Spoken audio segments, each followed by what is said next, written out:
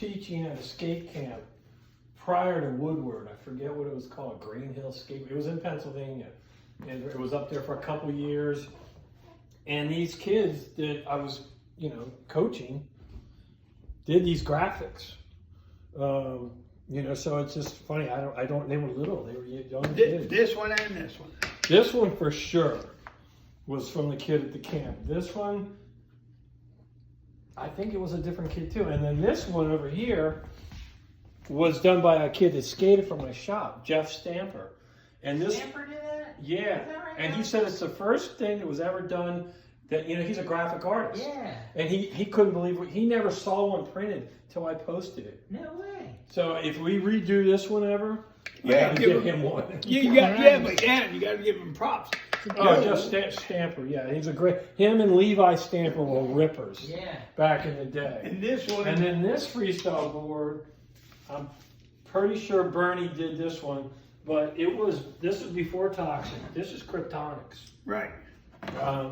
But I think you can tell by the art that the face and everything. Face. So, I had done a version of this, and then we had, mine was just okay. I wanted it done, so Bernie redid this.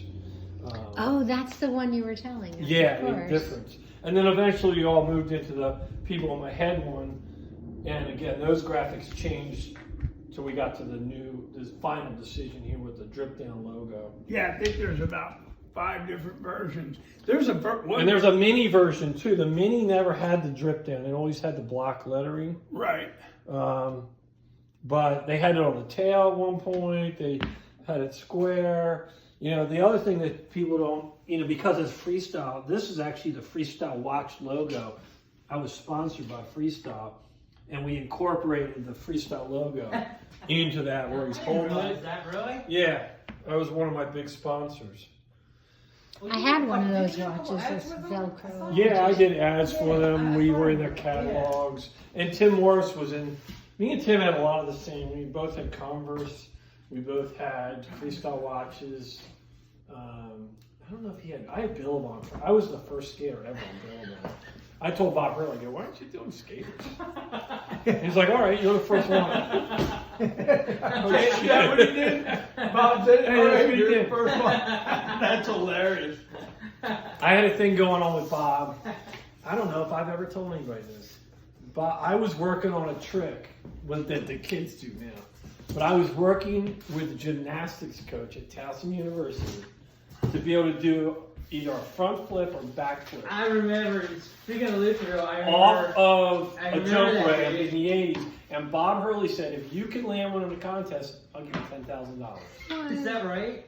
And I landed a few times at the gymnastics. I remember you were training for that. And I was landing to flat.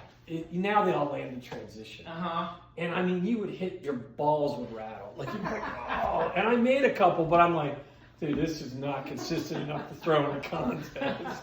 So me and him, I'm good friends with Bob. And he always laughs. He goes, yep, you never got that 10,000. I said, well, I got to go to Tamaroo and go surfing with him a couple times. But As a consolation. yeah, but I was like, I really want, and I have video of it. Do you? I can't find it, but I know I have it. But the gymnasts at the university thought I was crazy. I'm like, you're gymnasts. Are you nuts? You guys are nuts. But yeah, I remember being a if I'd have thought to land in transition, the landing would have been so much easier. Yeah, yeah.